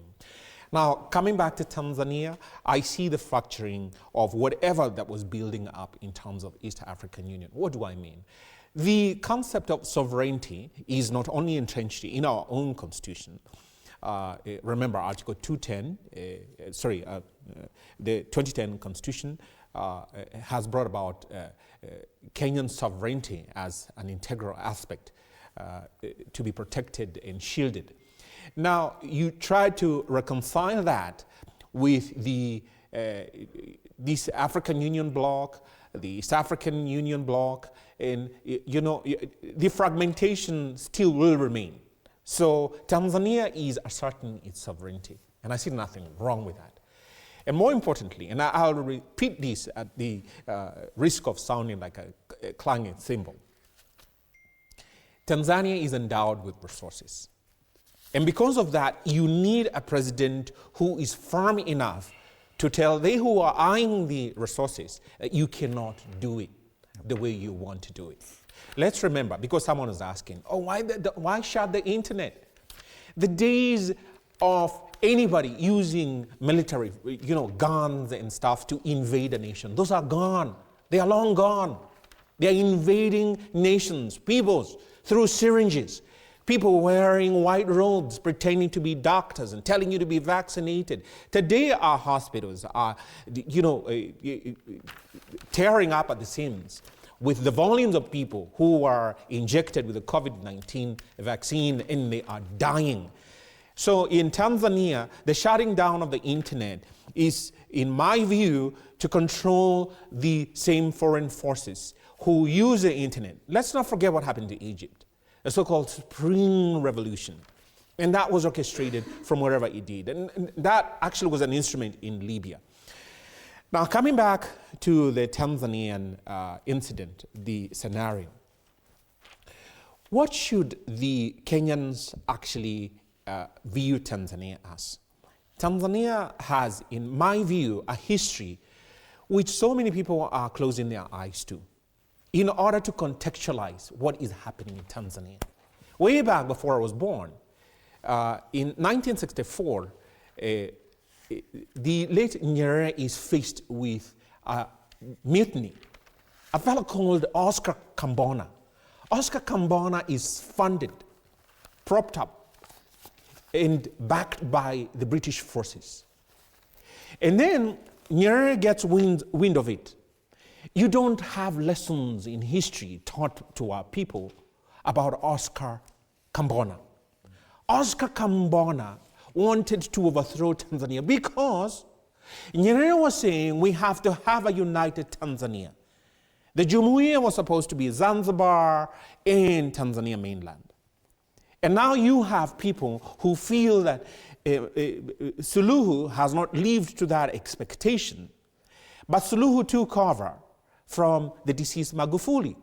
That whole context is being lost.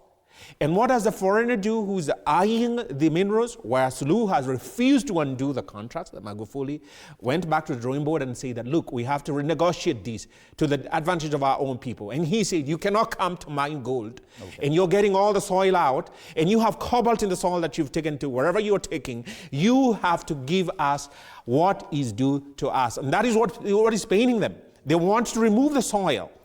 That soil contains cobalt, uranium, gold, diamonds, copper. When their mining contract says that it is just gold. So Magufuli says that if you're mining gold, let's get your gold.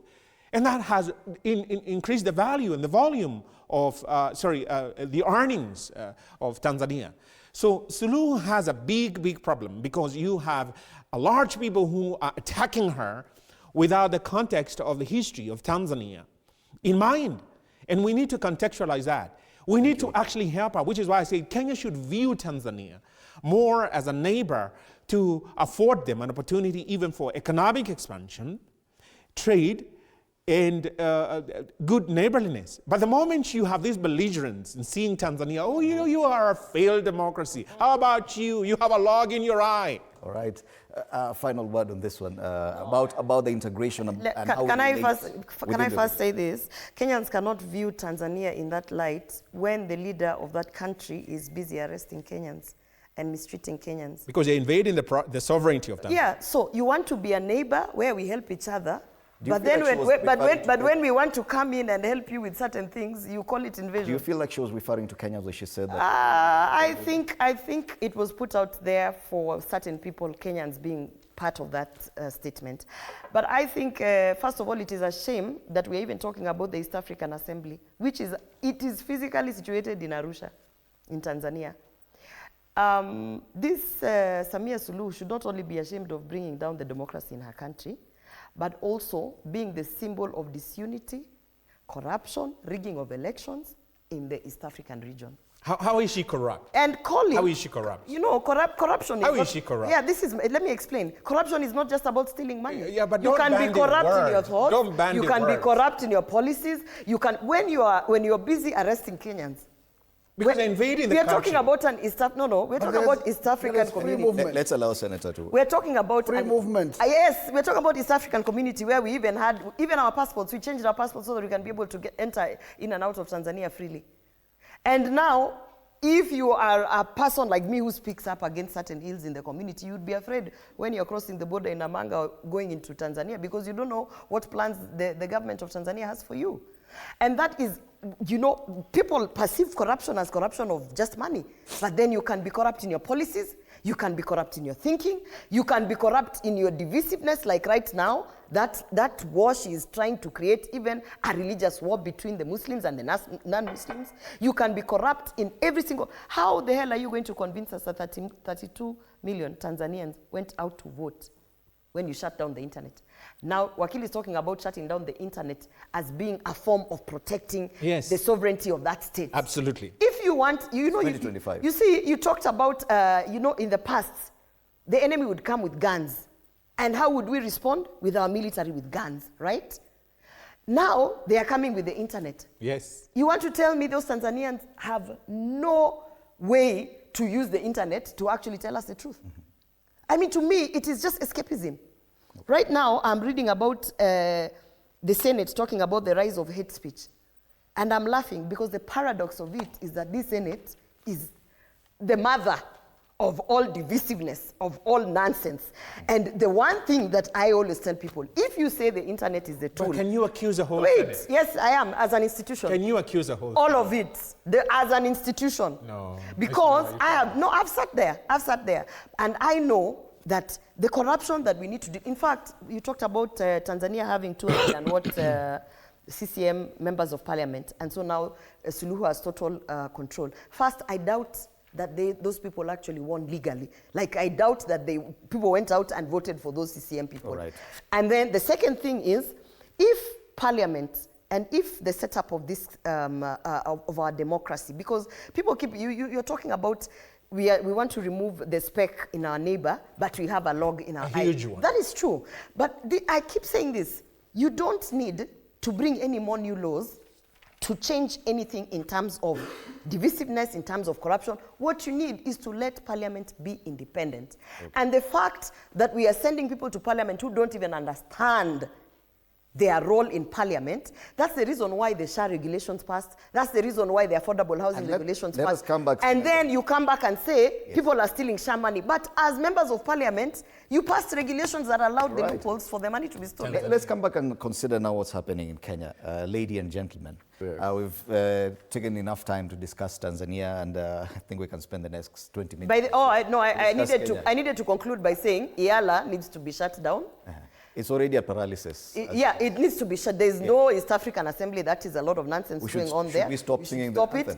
African Union needs to be, you know the way you fold and say now we are redundant. It needs to be folded. It is redundant. And then let us now start, let's go out and look for new partnerships. And even the UN. Right. Even the UN. Let's now have the story about the opposition.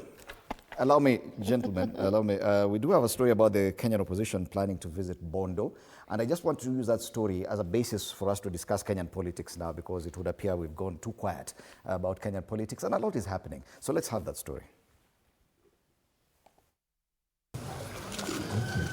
The political pilgrimage to Bondo continues as leaders stoop to Kango Kajramogi to pay their final respects to the late Raila Odinga.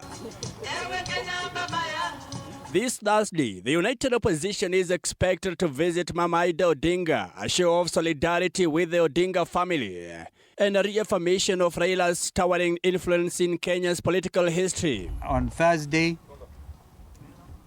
Alhamisi ijayo, familia ya ndugu yetu marehemu Raila Odinga wametukubali tuende angalau tukaambiane pole, kwa sababu zote tuelewa kwamba kwa sababu ndugu yetu alikuwa amesema kwamba haziko haraka iwezekanavyo, hatukupata nafasi. Marafiki wa Raila wengi wameamua tutaandamana, wale ambao wako na nafasi. But even before the visit, tension is already brewing. A section of ODM officials in Kisumu, led by Deputy Chair Seth Kanga, last month publicly warned former Deputy President Rigathi Gachagua against setting foot in Bondo, citing what they termed as his unfriendly stance towards ODM and its leadership. We heard yesterday that Gachagua and his team were supposed to pay homage to the home of Raila Odinga. We urge Gachagua, never, never, don't step in Bondo. Don't step in Bondo, as your statements are not very, very friendly to us as ODM. Otherwise, I urge our members to stay calm. We note now that anyone who associates with Gachagua and his ilk, like Kahiga, cannot be our friend. The line is drawn. In Bondo, People's Liberation Party leader Mother Karua and former Kitui Governor Charity Ngilu visited Kango Kajaramogi on Monday to pay their final respects to the late Raila Odinga. The two leaders also comforted Mama Ida Odinga at her Opoda farm home, reflecting on their decades-long friendship and shared commitment to political reform and women's empowerment. As you join the rest of the nation in paying tribute to this fallen warrior of social justice, steer the nation in a manner that reflects the ideals of selflessness. He was your husband, but he mentored a lot of us. And he helped us to know in leadership, it's about serving. When this thing happened, it was sudden.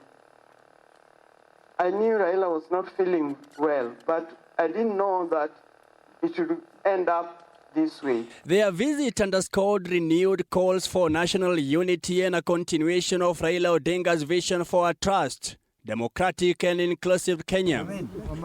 Meanwhile, former Deputy President Rigathi Gachagua has dismissed President William Ruto's claims that he faces no formidable opponent in the 2027 general election, saying the real challenge lies with the Kenyan people. I would like just to inform him that we are not his opponents. His opponents are the people of Kenya. And the people of Kenya have gone nowhere. We are just doing what the people of Kenya want. We have sufficient, clear instructions from the people of Kenya to agree on one single presidential candidate to face William Ruto and liberate our country, restore the dignity of the payslip. Gachagua's statements comes amid shifting political alignments following the death of the veteran opposition leader. Thank you. Mike Kagwango, TV 47, Nairobi. All right, that report by Mike Kagwango now sets the stage for our discussion about local politics. It's been a while. Things had gone, I think for the last 2 weeks or so, there was a lull discussing local politics. It appears everything is back, but then the reference is one, Raila Amolo Odinga, and I think it's only the Star that has captured this properly. Will Raila influence 2027 elections from his grave? And that grave appears to be the center of focus for everyone, including those in the united opposition. Bonagakuya, how significant is this visit? Is it even necessary for the united opposition to go all the way to Bondo? Why would they need to do so now? Idimori, what I would say is that if the family has no issue with the visit, I don't think that there is any single Kenyan or a foreigner who can be locked to visit the family. You are not going to visit the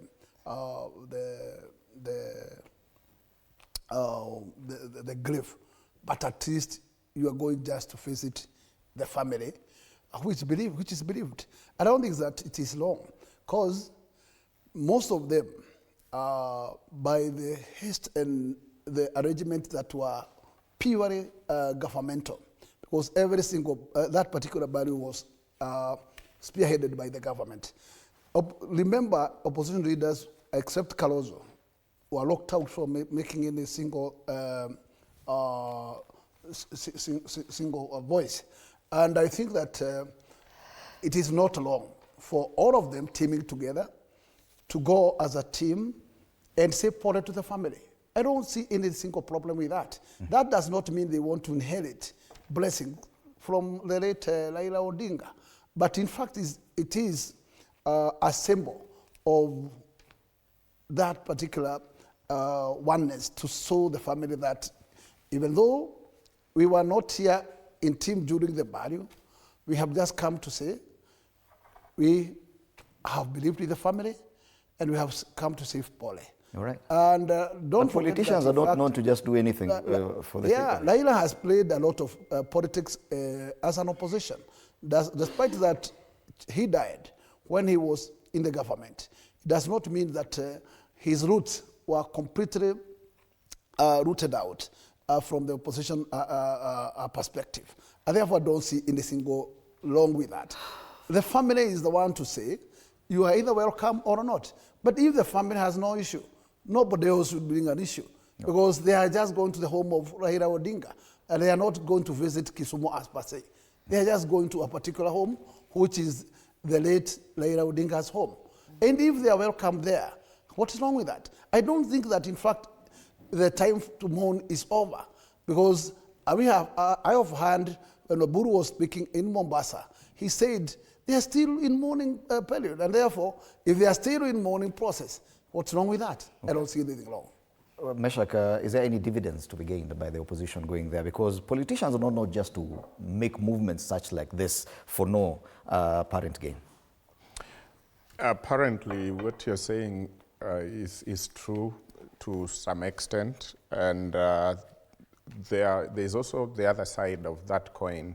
Number one, when you have a towering figure in your family like Raila Odinga, sometimes people are likely to forget that people who lived under him in that family also have friends across. And those friends are supposed to reach them during this time of mourning and say, I know you lost your dad or you lost your husband. Mama Ida is Raila Odinga's wife, but that is not the only thing she is. She is also a leader in her own right in this country, and probably have got many other friends who Raila didn't give her. The friends she made, she was a teacher, she taught some people, she worked with other people. She's having those friends. And during that period of 3 days, when Raila was being brought from India and getting buried, sometimes she must have been too busy with the high profile, the president and those people who are taking charge of Raila's burial. And probably there are people who might have wanted to have a one-on-one with her, and at that point in time, it couldn't be possible. So it is possible now. Such people are actually allowed to go to Bondo, Kango, Kajaramogi, and see where Raila was laid to rest, and also say a one-on-one Pole to Mama Aida, Junior, Winnie, Rosemary, Oburu, everybody else. The Odinga family is big, and they have made friends across. So personally, I think what we are seeing on the screen is our emotions and politics and everything mixed together. It's a cocktail. But we are supposed to be sober and know who Raila exactly was, because I have grown to see Raila going to mourn in funerals across, including in the regions where everybody else who supports him were thinking, Baba, why are you even going there? I mean, but he looks at the family and say, I had a close relationship with the person who has slept. And so Baba had gone to those funerals, and everybody here knows.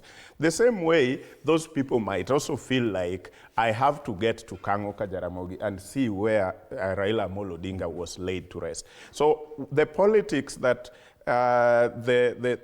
both sides of the political divides are bringing in, for me, is quite unnecessary. Opposition, for example, we know, yes, Kalonzo was in the funeral and he spoke, but that was the only person. Kalonzo has stayed with Jacom for 15 years, and probably there are a lot of other things they shared, including with the family, like Mama Ida. Maybe he didn't get enough time to actually condole and console, and other opposition leaders. So for me, there could be words that were uttered here and there that don't make sense to many people, but it would be good to just leave that at that point. Raila's grave right now is probably the most visited grave in this country and maybe beyond for now, because we are yet to see the stop at that. But for sure, the question you asked, is Raila going to still be a name in 2027 general election? Yes, that is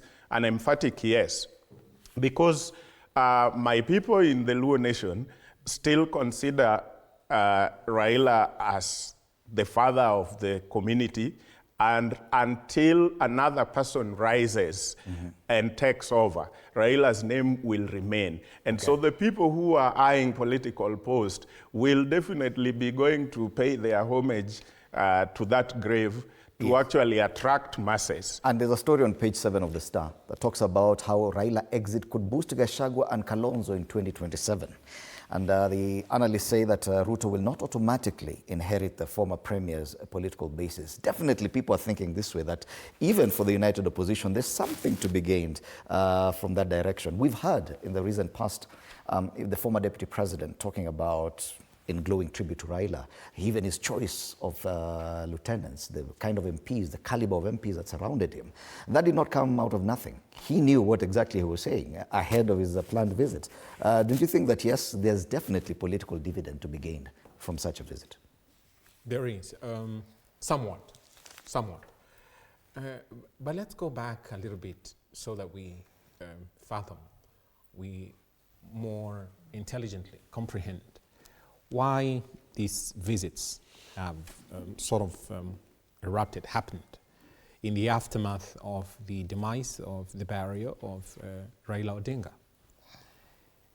The period of his choice for burial was 72 hours between the point of his death and burial.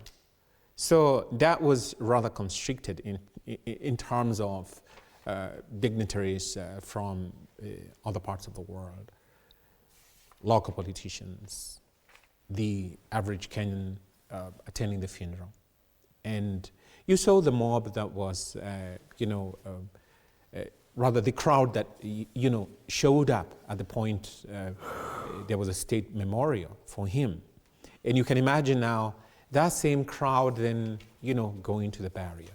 So we must see that there was a short space of time for even the former Ghanaian president to show up at the funeral. And so he was accompanied by His Excellency, the former President Uhuru.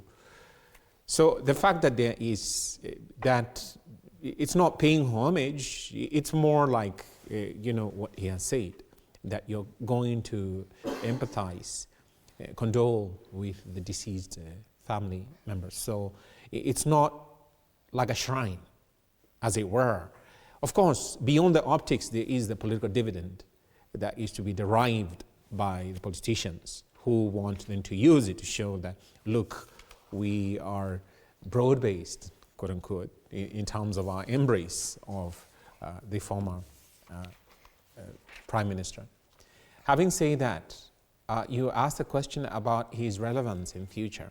I have to sound a little bit different, maybe disappointing to they who want to maintain that relevance.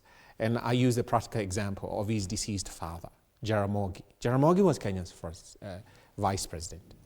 And beyond being the vice president, he then became quite a leader of the opposition, including Ford Kenya, that fragmented into what you could say the offshoots, including ODM. But what became of him? Upon his demise, although there is a shrine for him, as it were, as opposed to Raila Odinga's, we don't see that influence. So until and probably after the sinking of the reality of the ODM no longer has the cohesive person that they used to have, and therefore they probably need someone much more charismatic than, with tremendous respect to Honorable Buru Odinga. I don't mean to demean him at all. But there are those who don't feel, quote unquote, feel the same charisma as Raila Odinga. Until that happens, I see going the way of Jaramogi, with tremendous respect. Now, by 2027? You asked a question if Ruto could derive that political base in probably, quote unquote, inherited. I doubt. I doubt for two reasons. Number one, the individual politicians who are conglomerating, who are going behind Raila Odinga at the point of his, herding them, taking them, shepherding them into the broad base, they won't have that influence. And we may even see the fallout sooner than later with the cabinet reshuffle and so on and so forth. So that attrition of influence, the weathering, the dying off of influence by those individual politicians will now, should I say, impact ODM at the larger level, so that the people who are backing Raila Odinga en masse will very likely go back and introspect. Am I better off not backing Ruto as part of ODM, or in terms of my siding with whatever will bring relevance to my community or my people is what will pull me? So those questions will emerge. And so for me, I don't see Ruto banking largely on that. And I think being the schemer he's trying to ensure that ODM still maintains that unitary front through, and I believe that, with respect, Honorable Oburu is his quote-unquote project. Okay. What do you feel about this? Do you think that Raila's name will still be relevant in 2027? And is that the reason why people are still making reference to him even now, from across? I want to first comment on what we just watched on some of the politicians who are saying that there are some people who should not go and pay a visit to the grieving family of Raila Odinga. And I've had some very strong words coming out of that group of people saying that they do not want to see Gachagua in Bondo. We've also had Gladys Wanga talking about Gachagua has no business to go and even grieve Raila Odinga. And I want to say this. I think if you've been in the political circles for the last 15 years, you have definitely abused Raila Odinga. And I'm not trying to create anger or manufacture anger. I just want to remind Kenyans, we forgive, we are very good people, we forgive, but we should never forget. The biggest abuser of Raila Odinga is William Ruto. There is no word that William Ruto has not used to abuse Raila. Murogi. Amemwita. At one point in the campaign rally, it was unbecoming because the abuses were just flying left, right, and center. And there is nothing that William Ruto has not used to abuse Raila Odinga. During elections, during campaigns, after campaigns, even at the time when after the 207 coalition government, you remember when there was the 207, 208 post-election violence, and then there was the handshake, and Raila Odinga even actually said, thank you, William Ruto, for helping me in this cause, and gave him the Ministry of Agriculture. Even during that time, William Ruto was still abusing Raila Odinga. And I want to remind Kenyans that William Ruto was the one on the podium conducting the state funeral, saying how he has lost a friend, how he has lost a brother, how he has lost a very close person. And one thing we have to remember as Kenyans is, number one, the only reason Raila Odinga went to this government, the Kenya Kwanza government, was because William Ruto desperately needed him. Because it was after the Gen Z. It was after the Gen Z. Had there not been the uprising that Raila Odinga actually pushed Kenyans and said, you must fight for your country to bring your country back. This president is becoming and people went to the streets. They believed in him and they said, we're going to fight for our country. And it was only after parliament was breached and burnt down that William Ruto panicked and then said, my goodness, I need to call Raila Odinga to government. So Raila Odinga never went to government because he loved to go to and join Kenya Kwanza. In fact, he did William Ruto a favor. But if there's a person who has been abusing Raila Odinga, number one is William Ruto. So for anyone to say that anyone who has abused Raila Raila Odinga should not be in Bondo, then in the state funeral, let me tell you, all the VIPs should have not been in that, because all the VIPs were politicians. And in this politics, today we are friends, tomorrow we are not friends. Today someone is calling you Mrogi. For some of us women, you are a prostitute. Tomorrow you are the best friend. It is like that. That is how the politics of this country is. But the thing that you have to remember is above and beyond politics, William Ruto actually was never a friend to Raila Odinga. And yet, the family has been very cordial. The family has allowed everyone to go and mourn Raila Odinga. Whether he was your hero, whether he was your enemy, whether he was what, you mourn him. And that is what is being tolerated. And that is what the family is actually having to do every day for the last how many weeks. So for me to listen to the likes of Gladys Wanga speaking of such things, I really, and then going to State House to stand next to William Ruto, shame on her. Because the person, she should have said, we don't even want a state funeral because the state funeral will be run by William Ruto, who's the #1 abuser of Raila Odinga. Then she should have come out guns blazing. Okay.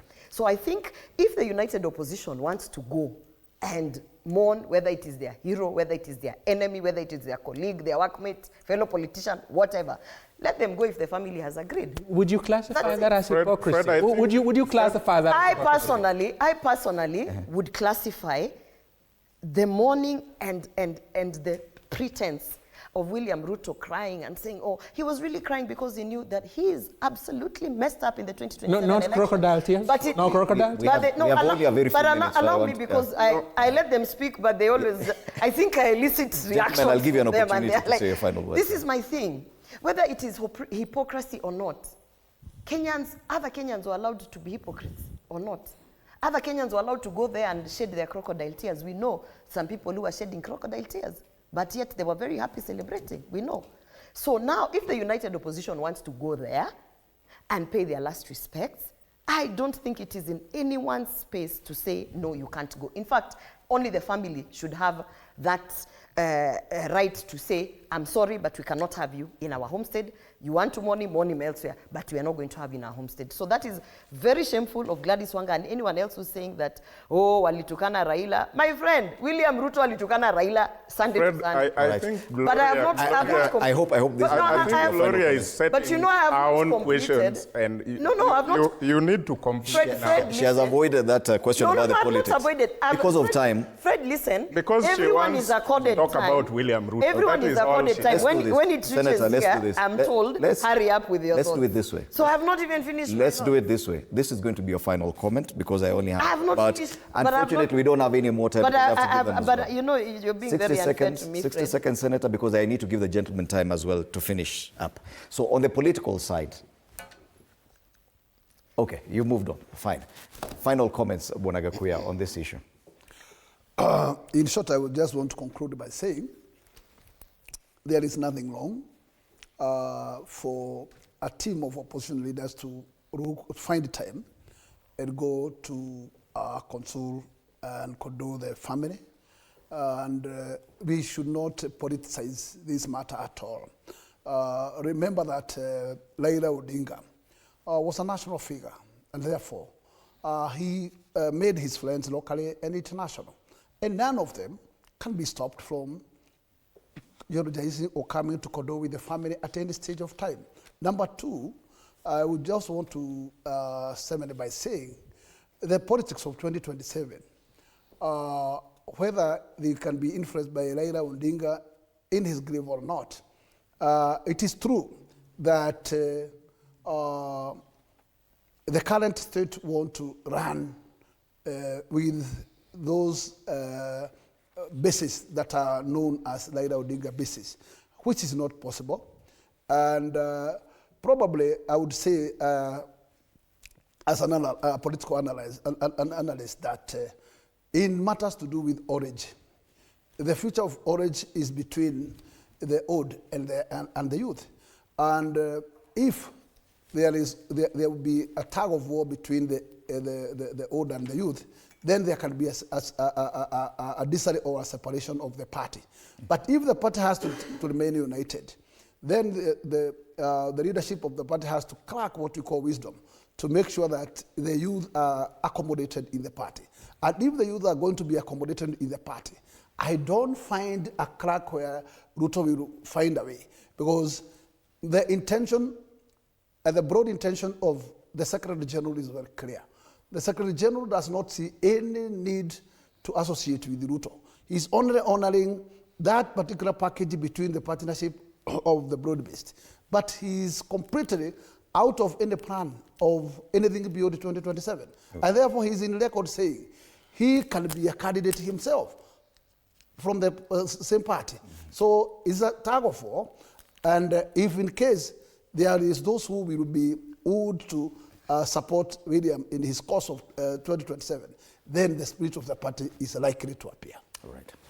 Yes, Fred, I think Senator Gloria has always had her agenda to discuss other than what is being discussed, especially... You just give your final thoughts. Don't reference me. Give your final thoughts. I think it is okay for any Kenyan to visit Bondo, because Raila was a son of this country and a son of Africa. And people will come far and beyond even Africa. One thing we must put in context is what the likes of Gladys Wanga, governor of Homa Bay, and a few other leaders from the Orange were talking about. It is wrong to make it look like this is a thing of yesterday. We both know where that thing came from. It is Governor Kahiga who made some comments in Nyeri in a funeral that sparked that debate. So it is also wrong for the media to bring the story from Gladys Wanga and the rest and cut the other side, which brought the story on board. And then you have the likes of Gloria trying to make it look like Wanga came all of a sudden from heaven with the story. Wait, Fred, said we should wait. You have played for us the clip. The clip, and the clip has been played, and we have responded to the and I have said the clip has been played in a wrong way, because the clip needed to start from where the story started. Where the story started was Governor Kahiga. And Governor Kahiga and Honorable Rigathi, Governor Kahiga has been that strong man of Honorable Rigathi. And this is what brought the likes of Gladys Wanga. But tell me, if you are Gladys Wanga and you are the chair of that party, Orange Democratic, and Raila has just been buried, and you hear such things coming from closest friends of Rigathi, wouldn't you do the same thing? Okay. So we cannot make the likes of Gladys Wanga and the rest who shunned that thing to be the devil, while Rigathi and Governor Kahiga remain clean as it is not right. The last thing I would want to say, because of time, yes. Okay. Wakili, final comments. We only have about a minute to go on it. Very well. Yeah. I'll be very quick. To be fair, it says here in today's Daily Nation at page 10, Odinga family forgives Kahiga over Raila slur. So if they have forgiven, they have expressed it formally. I mean, like, it shouldn't be an issue. Let's not make a mountain out of not even what is a molehill, because this is now long gone in the past. As a people, we ought to be cohesive. We ought to be looking forward. We ought to be asking ourselves, why are banks making the largest amount of profits, yet they don't even manufacture a toothpick, instead of fighting about, shall we attend, the grave of Raila? We should be asking, why is that we are paying our debts for what we can see, and we question, as a people, we ought to introspect what are the real issues that as Kenyans we should be debating, spending our energy upon, instead of being pulled and sucked into a vortex of non-issues, as it were. They may be issues to some people, but as the larger Kenyan people, we should introspect. Lastly, let me say that we are going to see more fireworks in ODM, because there's that faction in ODM which still feels that they are no longer going to subscribe or attribute anything ODM to the broad-based, because now Raila, the cohesive force, the anchor that brought about the broad-based, is no longer there. And therefore, he can no longer, in the grave, as it were, still have tentacles in the broad-based. And as we see that, there's going to be a fragmentation, inevitably. Thank you. 60 seconds only, Senator. I want to say that as a first-hand witness of what this government can do to ruin this country. For me, my closing remarks is, as a first-hand witness, someone who has worked closely with William Ruto, someone who has worked closely with all the State House boys, I call them State House boys, who are ruining this country through bad policy, bad governance, corruption, serious hastes through SHA, affordable housing, all these good theoretic ideas, but are really just loopholes of stealing money. As a first-hand witness, I want to call up all the people, not only of Bondo and Luo Nyanza and Nyanza, but even as far as Northeastern, where you have been invaded by RSF that is being pushed to do certain things there, to come together and join the united opposition to liberate this country. Because this country, in another 20 months, if we do not liberate it, and I like the comments of Rigathi Gachagua, he has said, it is not about William Ruto and with this and that opponent. It is William Ruto against the people of Kenya. Okay. His opponents are the people of Kenya. So I want to call upon every single Kenyan. Don't feel like you're not part of this. You are part of this. Come through whichever party that you have. Kama ni chama hata hiyo ya nyumbani, hata yako na ndugu yako kwa nyumba. Join united opposition. We must liberate this country from the thugs that are in office. Thank you so much, Senator Gloria Uroba, Wakili Harrison Kinyanjui, political commentator Mesha Kodede, and MP Embakasi North James Gakuya, our panelists this morning on State of the Nation. Once again, a look at the headlines today. Big ones here. Gachagua to back Kalonzo, Natembeya, and Matiang'i lineup. That's on the front page of the Star newspaper. The same Star newspaper that talks about or asks the question on whether or not Raila will still be an influence in 2027 elections from his grave. That's a Star. Other papers talking about matters happening in Tanzania, a bloody crown. That's a very damning verdict on the front page of the Star. Standard, rather. Buried alive, a different focus there on the front page of the Daily Nation, talking about the unfortunate incidents in Elgeyo Marakwet with a landslide that has killed so far 30 people and even more people on the Ugandan side of the Kenyan border as well. And they're still making mention of what's happening in Tanzania as well. Discussions around Tanzania have been big, and that, ladies and gentlemen, is a State of the Nation. My name is Fred Indemuli. Good morning.